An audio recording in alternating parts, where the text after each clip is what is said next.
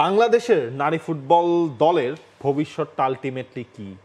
সেখানে ফুটবলার এবং কোচের মধ্যে দূরত্ব তো কমছে না, বরং দিন দিন সেটা বেড়ে যাচ্ছে। এবং সবশেষ যেই খবর সেটা হচ্ছে ফুটবলাররা যেমন বলেছেন তারা এই কোচের আন্ডারে খেলবেন না। পিটার বাটলার এরপরও অনুশীলন চালিয়ে গেছেন এবং তিনি বলে দিয়েছেন 7 ফুটবলার থাকলে তিনি পদত্যাগ করতে যাচ্ছেন। সেই 7 জন সিনিয়র ফুটবলারেরই একদম বড় সড়ো আপত্তি জানিয়েছেন। 18 জন ফুটবলার পিটার বাটলারের কে যে চান না সেই ব্যাপারে কাগজে সিগনেচার ছিল, সেখানে 18 জন ফুটবলারের পিটার বাটলার 7 জন বলে দিয়েছেন। পিটার বাটলার বলছেন যে অনুশীলন ভালো ছিল, তিনি যাদেরকে ছাড়া অনুশীলন করেছেন পিচ ভালো ছিল, কোনো সমস্যা নেই। তিনি বঙ্গবন্ধু স্টেডিয়ামে বলছেন আমরা কাজ চালিয়ে যেতে পারি। আমি বোঝাতে চাইছি আমরা কাজ চালিয়ে যাব, আমরা পেশাদার এবং আরো বেশি গুরুত্বপূর্ণ হচ্ছে আমরা আন্তরিক এবং সৎ থাকবো। অনুশীলন বয়কট করা খেলোয়াড়দের নিয়ে আগ্রহ নেই বলেও তিনি জানিয়েছেন। কালের কণ্ঠ যেমন রিপোর্টটা করেছে, পরের অনুশীলনেও তরুণ খেলোয়াড়রা যোগ দেবে। আন্ডার 20 শেষ কথাটা ইম্পর্টেন্ট, বাকিদের নিয়ে আমি আগ্রহী নই। পিটার বাটলার সিনিয়রদেরকে নিয়ে আগ্রহী নন। এখন এই পুরো ঘটনার ব্যবচ্ছেদ যদি আপনি করতে চান, এটা হচ্ছে আজকের খবর, গতকাল এটার ব্যবচ্ছেদ যদি করতে চান আপনি শুরু করেন। আমি কয়েকটা টপিকে ভাগ করে এটা ব্যবচ্ছেদ করতে দেখেন। এইখানে আরো একটা আপডেট কিন্তু আছে। পিটার বাটলার সবশেষ এই গতকালকের প্র্যাকটিসের পর তিনি জানিয়ে দিয়েছেন প্র্যাকটিসে আপনি আসা যাওয়া থেকে শুরু করে যতক্ষণ আপনি প্র্যাকটিস ফিল্ডে থাকবেন মোবাইল অ্যালাউড না। তো এতদিন এটা অ্যালাউ ছিল কেন? অবাক করার মতো ব্যাপার তো এটাই। মানে এমন নাকি হয়েছে পিটার বাটলার আপনার প্র্যাকটিস শেষে ফুটবলারদের ডাকছেন, মানে প্র্যাকটিসের পর কোনো একটা ওই যে লাস্টে কুল ডাউন হওয়ার পর একটু কথা তিনি বলবেন, সেখানে 2 ফুটবলার যায় নাই। মানে আমাকে একটু এই জিনিসটা বোঝান যে একটা প্র্যাকটিস মোবাইলে ব্যস্ত ছিল, একটা প্র্যাকটিস সেশনে মানে ফোন অ্যালাউড থাকে কেন? এটা তো আমরা যখন ফুটবল খেলি, আমরা যদি ঠিক করি যে ভাই আসেন আমরা খেলি, ভাই আমরা যে ক্রিকেট টুর্নামেন্ট খেললাম টি স্পোর্টসের হয়ে, ওখানেও তো আমরা হচ্ছে প্র্যাকটিসে মোবাইল গুতাইনি। এটা স্বাভাবিক নর্ম, তাই না?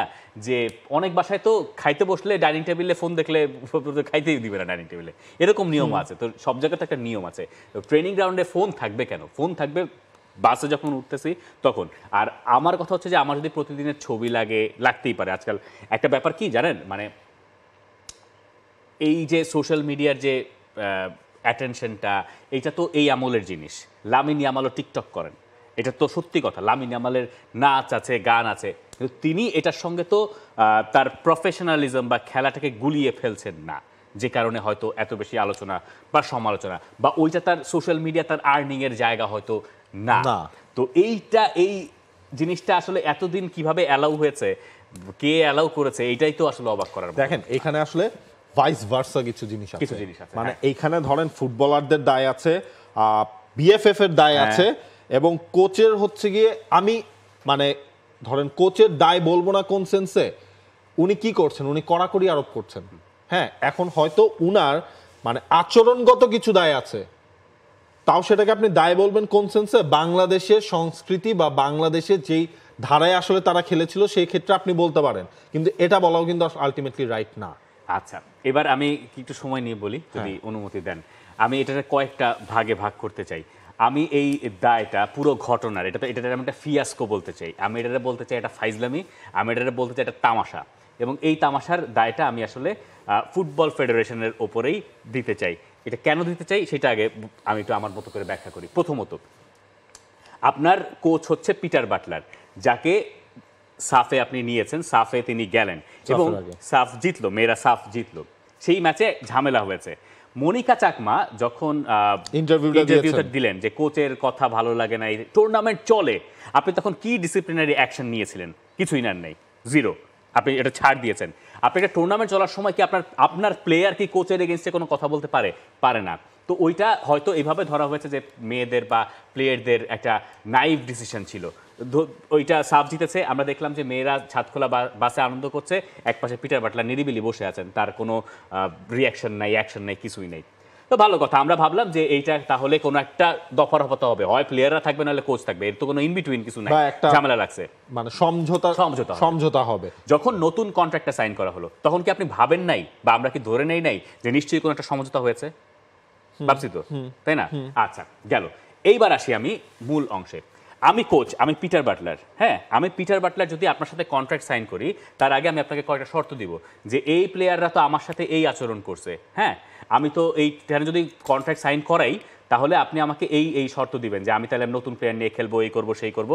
এই ডিসিশন ছাড়া কি আমার নতুন কোচ হওয়া উচিত না। কিন্তু একটা ম্যান ম্যানেজমেন্ট বলে তো একটা খুব হিউজ ব্যাপার আছে ফুটবলে, যেটা আধুনিক কালের ব্যাপার। এবং আপনি কার্লো আনচেলত্তি বা বড় বড় কোচরা ম্যান ম্যানেজমেন্ট ঠিক না থাকলে পরে তাদের ওই কোচ ড্রেসিং রুম থেকে চলে যেতে হয়। এইটা হইতেছে ফুটবলের নিয়ম। আপনার দলের দুই একজন আপনার এগেছে থাকতে পারে। ধরেন ডিয়েগো ম্যারাডোনা যখন আর্জেন্টিনায় কোচ হয়েছে, তখন হুয়ান রোমান রিকেলমের আর কখনো খেলা হয় নাই, এবং তিনি বলে ব্যাকও করেন নাই। রিসেন্টলি দেখেন এরিক টেন হ্যাগ, ক্রিস্টিয়ানো রোনালদোর ম্যানচেস্টার ইউনাইটেড চ্যাপ্টার শেষ হওয়ার পেছনে তো এরিক টেন হ্যাগের একটা বড় একটা রোল ছিল। হ্যাঁ, রোনালদো চলে গেছে। আবার এরিক টেন হ্যাগ দিয়ে আরেকটা জিনিস ব্যাখ্যা করতে পারবেন। এরিক টেন হ্যাগ যখন এফএ কাপ জিতলেন এই সিজনে, তখন তাকে বলা হইলো যে আমরা নতুন কোচ দেখতেছি। আবার আপনি গিয়ে নতুন কোচ না দেখে তার এই কন্ট্রাক্ট সাইন করাইলেন, এবং সেই কোচ কিন্তু থাকতে পারলেন না, তারা চলে যেতে হলো। পিটার বাটলার সাথে সেম ঘটনা ঘটলো। আমরা ধরে নিলাম যে পিটার বাটলার কি হবে এটা আমরা জানবো, হয় সমঝোতা হবে, নাহলে কন্ট্রাক্ট হবে, কিছু একটা হবে। কিন্তু সেই সমঝোতা কেন হয় নাই, মানে এই জায়গায় ঘটনাটা কি হয়েছে, আপনার মুখে মুখে হচ্ছে গিয়ে জিনিসগুলো নিয়ে বলেছেন, ওমেন সুইং থেকে বিএফএফ থেকে মুখে মুখে আচ্ছা হয়ে যাবে, কিন্তু এটা যে এত বড় টার্নওভার করবে সেটা তারা কখনো ভাবে নাই। এই জায়গায় তারা যখন পিটার বাটলারের সাথে এইবারও কন্ট্রাক্টটা রিনিউ করলেন, পিটার বাটলারের প্রোফাইল আমাদের থেকে ভালো তাদের জানা, তার পোর্টফোলিও সম্পর্কে জানা। তিনি সবসময় ওই যখন অন্য দলগুলোর দায়িত্বে ছিলেন বতসোয়ানার, তখন উনি যে কাজটা করেছেন তাদের পুরা স্কোয়াডের এভারেজ এইজ তিনি কমিয়ে ফেলেছিলেন। কমানোর ফলে সাকসেসও কিন্তু পেয়েছে। তার দর্শনেই তিনি হচ্ছে ইয়াং ফুটবলারদের নিয়ে সব সময় কাজ করেন। আচ্ছা, তার বিরুদ্ধে এখন মানে কি কথা উঠছে, মানে একটা জিনিস আমার এতই হাস্যকর লেগেছে, ওই সাফের পর ফুটবলাররা যে পয়েন্টগুলো আসলে রেইজ করেছে, হ্যাঁ, মানে ওই দিনের ঘটনা সব হাস্যকর আসলে বেশি। এবং এটার পেছনে আলটিমেটলি কলকাঠি নাচছে, কলকাঠি নাড়ার লোকও কিন্তু এখানে রয়েছে। এর পর কোচ আমাদের সাথে বসে নাই, কোচ বসে কোচ হচ্ছে কি আমাদেরকে ডেকে নিয়ে কথা বলছেন যে আমি ডেকেছি, তারা আসে নাই। এরপর এখন কি হচ্ছে, আলটিমেটলি দেখেন একটা তদন্ত কমিটি করেছে। তদন্ত কমিটি হচ্ছে গিয়ে তারা ইন্ডিভিজুয়ালি এখন সব প্লেয়ারকে ডাকবে, তাদের সাথে কথা বলবেন, জিজ্ঞেস করবে, এবং সেখানে আমি আপনাকে গ্যারান্টি দিয়ে বলতে পারি সেখানে হচ্ছে ফুটবলাররা যেই সব রিজন দেখিয়েছে তার একটাও ধোপে টিকবে না। এটা তো ধোপে টিকেন না, এটা প্লেয়াররাও আমার মনে এতক্ষণে বুঝে যাওয়ার কথা। কিন্তু এখানে একটা হিসাব আছে। দেখেন, বেলজিয়ামের কোচ যখন টেডেস্কো হইলেন, এরপরে তিবো কর্তোয়া বলেন আমি এই কোচের আন্ডারে খেলবো না, খেলেন নাই, বেলজিয়াম তাকে সাথে ইউরো খেলেছে, শেষ। কিন্তু ঠিক আছে, আবার আপনি কর্তোয়ারে হয়তো কদিন পরে দেখবেন গেল। এইটা হচ্ছে নিয়ম, যে ঠিক আছে আপনি অ্যাজ এ প্লেয়ার আপনার কোচের সাথে ঝামেলা থাকতে পারে, কিছু থাকতে পারে, আমি খেলবো না, শেষ। এখন আপনার যখন পিটার বাটলারকে আপনি দায়িত্ব দিচ্ছেন, আপনার যদি টার্গেট হয়, আমার ফিলোসফি কি, যে আমি এখন সাউথ এশিয়া থেকে বেরোয় এশিয়ার দিকে টার্গেট করব, আমি নতুন সেট অফ প্লেয়ারদেরকে বেশি মনোযোগ দিব, আর সিনিয়র যারা আছে তাদেরকে আমি অন্যভাবে ইউজ করব। এখন আপনার ধরে কারা খেলে, সাবিনা, মারিয়া। আমি দুইটা জিনিস বলি, ধরেন আমি খালি সাবিনার কথাটাকে সামনে নিয়ে আসি। সাবিনা যখন 2010 সালে ফুটবল খেলতে আসলেন বাংলাদেশ ন্যাশনাল টিমের উইমেন্স ফুটবল টিমের হয়ে, বাংলাদেশ 2টা পাস খেলতে পারে না, 2টা। এটা আমার নিজের চোখে দেখা, যে 2টা পাস হয় না বাংলাদেশের। সেই সাবিনা আর বাংলাদেশ দল যখন 2022-এ সাফ জেতে, সেইখানের এই ম্যাসিভ ইমপ্রুভমেন্টের অংশ একটা সাবিনা তার নিজ চোখে যা দেখেছেন বাংলাদেশ উইমেন্স ফুটবলে, তা আর এই ট্রানজিশনটা কেউ দেখে নাই। আপনি আপনার সাবিনাকে যদি হাস্যরসের পাত্র বানায় ফেলেন, আপনি যদি সাবিনাকে লেজেন্ড হিসেবে আপনি ফুটবল ফেডারেশন ওন করতে না পারেন, সে যদি আপনার এগেইনস্টে চলে যায়, তার সাথে যদি কোচের এই ঝামেলা হয়, তাকে আপনি একটা পাথওয়ে দিতেন। তাকে আপনি পিটার বাটলারকে যখন সাইন করেছেন, তখন আপনি তাকে বলতেন যে সাবিনা, আপনি আর আমাদের এই প্ল্যানের ভেতরে নাই, তাহলে আসেন আমরা একটা সেফ এক্সিট খুঁজি, আমরা আপনাকে ভালো মতো করে বিদায় দেই, অথবা আপনি এই রোলে থাকেন, অথবা আপনাকে কিন্তু এখন সাবস্টিটিউট হিসেবে খেলতে হবে। পরিষ্কার করেন, আপনি এটার মধ্যে ধোঁয়াশা রাখেন কেন? আপনি তাহলে কি করেন? চাইনিজ টাইপের এগেইনস্টে পিটার বাটলার যখন প্রথমে করলেন, তখনই কিন্তু তার ফার্স্ট স্টেপটাই ছিল তিনি সাবিনাকে তিনি করান নাই, সাবিনাকে এটা নিয়ে আমাদের কোনো কথা নাই হয়েছে। হ্যাঁ, মানে কোচ কি করবেন মাঠের ভেতরে, এর মধ্যে কেউ কিছু বলতে পারবে না, কোচের ওখান থেকে কিন্তু শুরু। এখন অনেক কিছু হচ্ছে, মানে আলটিমেটলি জিনিসটা যেটা দাঁড়িয়েছে, এই যেসব সিনিয়র ফুটবলার রয়েছেন কোচের কাছে, তাদের এখন কোচের ওই ফিলোসফি ওইটার সাথে অ্যাডজাস্ট যদি না করতে পারে, এখানে ফুটবলারদের দোষ না, দোষ হচ্ছে বিএফএফ এর। এইটা কি সমাধান যে আপনি এই মেইন টিমের প্লেয়ার ধরেন এক আখি খাতুন চলে যাওয়ার পরে হচ্ছে যে ডিফেন্সের ওই শূন্যস্থানে এখন আপনি পূরণ করতে পারেন নাই, তো আপনার এই মনিকা, মারিয়া, মান্দা যদি মিডফিল্ডে না থাকে, এ তো খেলাই উঠবে না। আবার কি আপনি শুরু থেকে জিরো থেকে শুরু করবেন? কোচ হচ্ছে এখন সেটাই হচ্ছে প্ল্যান করছেন, যেহেতু হচ্ছে তারা যেহেতু ডিসিপ্লিনের অংশ না। এখন কোচ তো বলে নাই যে হচ্ছে গিয়ে তুমি তোমার ফিটনেস এই অবস্থায় আছে, তুমি বাদ। মানে তার মেসেজটা কি? হ্যাঁ, সেটা হয়তো বা ওই যে দেখেন এখানে ল্যাঙ্গুয়েজ ব্যারিয়ার একটা বড় ব্যারিয়ার হয়ে দাঁড়িয়েছে আমি জানি, হ্যাঁ। কারণ হচ্ছে গিয়ে এতদিন এই দলটাকে সামলাচ্ছেন হচ্ছে গোলাম রব্বানী ছোটন ভাই নিজের মেয়ের মতো করে, তারাও তাদেরকে একদম পুরো প্যারেন্টিয়াল হিসেবে দেখে তারা হচ্ছে কাজ সেরেছে। এখন বাংলায় একটা জিনিস ট্রান্সলেট করা যতটা ইজি, ইংলিশে করলে আপনি এটার অনেকগুলো মিনিং কিন্তু দাঁড় করাতে পারবেন। এবং তার কাছে যে ডিসিপ্লিনটা মেইন অংশ, তো সেখানে হয়তো বা আমার মনে হয় দিন দিন যতটুকু প্রফেশনাল ওয়েতে আপনি ডিল করতে পারবেন ততই আসলে ভালো। ফুটবলে খুব পরিষ্কার বার্তা, কোচের প্ল্যানে না থাকলে আপনি নাই শেষ, মানে এইটার কোনো ইন বিটুইন কোনো কথা নাই। এখন এই যে সাবিনারা সেদিন যে যে কথাবার্তা বললেন যেটা নিয়ে এত বেশি, ওইখানে না আমার একটা জিনিস আমার খুব লেগেছে, সেটা হচ্ছে বলছেন যে এই মানে এই অঞ্চলে বা হচ্ছে সাফ রিজিয়নের জন্য কোচ লাগে না বাংলাদেশের মেয়েদের নাকি, মানে এটা বলে ইমোশনালি ওনারা আসলে এমন এমন কথা বলেছেন। ওই দিনের দেখেন, ওই দিনের কথাবার্তা যা বলেছেন এটা ব্যাপক আনপ্রফেশনাল কথাবার্তা ছিল। মানে ওনারা যেটা করেছেন ওনারাও ফাঁদে পা দিয়েছেন আমার মনে হয়। সাবিনারা কখনো আমরা দেখলাম না যে বেতন পান না, এটা নিয়ে এক্স্যাক্টলি তারা অক্টোবরের পর তাদের বেতন হয় না সেটা নিয়ে কোথাও কোনো কথা হয়নি। কখনো বিদ্রোহ করেন নাই হচ্ছে যে আমরা ফ্যাসিলিটিস কি পাই, আমরা এই কতদিন 3 তলায় আর 4 তলায় থাকবো বাফুফে ভবনের, ঠিক আছে, আমরা তো হাঁটতে চলতে বাইরেতে গেলে সাংবাদিকের সাথে দেখা হয়, এটা কি খুব ভালো জিনিস নাকি প্রত্যেকদিন? মানে আমি যদি প্লেয়ার হইতাম আমি কি উঠতে বসতে সাংবাদিকের চেহারা দেখতে চাইতাম নাকি? চাইতাম না। তো বারান্দায় দাঁড়াইলে তাকে থাকলেও এটা কি এর কোনো প্রাইভেসি থাকে না।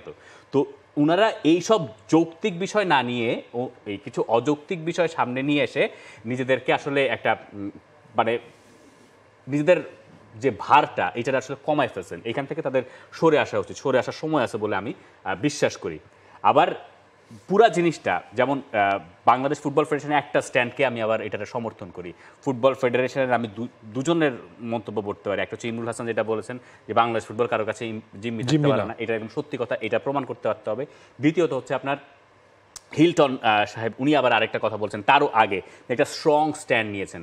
এই স্ট্যান্ডই ফুটবল ফেডারেশনের হওয়ার কথা, কিন্তু তার আগে এটা একটু মাথায় রাখতে হবে যে আমি কি তাদেরকে, আমার প্লেয়ারদেরকে যারা সাফ জিতছে 2টা, আমরা কি তাদেরকে যোগ্য সম্মানটা দিতে পারলাম কিনা? আমি তো তার বেতন দেই নাই, তারপরে কি আমি তার সাথে কথা বলার আগে আমি তো আপনার বেতনই দেই নাই, আমি কি আপনাদের কইতে পারি যে ভাই আপনি 9টা 5টা শেষ অফিস আর 1 ঘন্টা করেন? তো ভাই এটা তো বলতে পারি না। মানে এখানে তো কিছু নর্মসের ব্যাপার আছে। দেখেন এই জায়গায় হচ্ছে ফুটবল ফেডারেশন যেটা করতে হবে যে কেউই কারো শত্রু না, কোচও না, প্লেয়াররাও না। এই প্লেয়াররা কিন্তু অনেক দিয়েছে আলটিমেটলি বাংলাদেশের এই ওমেন্স ফুটবলের যে পজিশন সেটা এই প্লেয়ারদের জন্য। তারা পেয়েছেও, তারা দিয়েছেও, ঠিক আছে, তারা পেয়েছে কম, আমি বলবো তারা পেয়েছেও দিয়েছেও, ধরেন পেয়েছে কম এই জায়গাটা অবভিয়াসলি, কারণ হচ্ছে তাদের হচ্ছে আপনার বেতন ছাড়া পার মান্থে একটা বেতন ছাড়া তাদের কোনো কিছুই নেই। তারা হচ্ছে দক্ষিণ এশিয়ার চ্যাম্পিয়ন, তারা ম্যাচ খেলতে পারে না, হ্যাঁ, তাদের ম্যাচ প্র্যাকটিসের অভাব তাদের রয়েছে। সেই জায়গায় এখন এটার হচ্ছে একটা আলটিমেটলি সলিউশন যে কি হবে, মানে এটা পিটার বাটলার যদি ওই স্ট্যান্ডেই তিনি থাকেন, তার কাছে ওই লজিকটা তার কাছে হয়তো আছে যে এই 7 জন সিনিয়র ফুটবলারকে তিনি তার দলে চান না। এইখানে আরেকটা ব্যাপার আছে, ধরেন আমার কিছু সোশ্যাল মিডিয়া অ্যাক্টিভিটিস আমাকে আমি খুব একটা মানে নিতে পারতেছি না, কিছু কিছু দিক থেকে পছন্দ করতেছি না। সেটা হচ্ছে যে প্লেয়ারদেরকে খুব বেশি, এটা আসলে যে কেউ করতে পারেন, খুব বেশি খাটো করা বা মানহানি করা, এটার বোধহয় আমরা আমাদের একটু মনে রাখা দরকার বা মাথায় রাখা দরকার যে দিস আর চ্যাম্পিয়ন্স। এই যে আমরা দেখছি না যে বিভিন্ন জায়গায় রক্তচক্ষু উপেক্ষা করে বাংলাদেশের মেয়েরা ফুটবল খেলার চেষ্টা করছে। গত সপ্তাহে তো জয়পুরহাটে এবং দিনাজপুরে। তো এইরকম যারা এই ন্যাশনাল টিমে খেলতেছে ভাই, ওনারা এইরকম ফাইট করে ওই পর্যায় থেকে ওনারা এই জায়গায় আসছে। হ্যাঁ, এরকম ঘটনা যে নতুন এটা না, এরকম ঘটনা বাংলাদেশের কালচারে কিছুটা হলেও আছে, দুঃখজনক ঘটনা। সেইখান থেকে তারা ওই ফাইট দিয়ে ওই লড়াই করে ওইখানে গেছেন। নেপালের ওই 10 রথ রঙ্গশালা আপনি আরো ভালো বলতে পারবেন, ওইখানে যখন ক্রাউড আপনার এগেইনস্টে থাকে, এটা কয়েকটা হস্টাইল অ্যাটমসফিয়ারের ভেতরে একটা, যে পিটার বাটলার ওয়েস্ট হ্যামে খেলেছেন, তিনি বলেছেন ওই সময় যে আমার কাছে মনে হচ্ছে আমি প্রিমিয়ার লিগের ম্যাচের ফিল পাচ্ছি, আপনার এগেইনস্ট ক্রাউড হচ্ছে এরকম।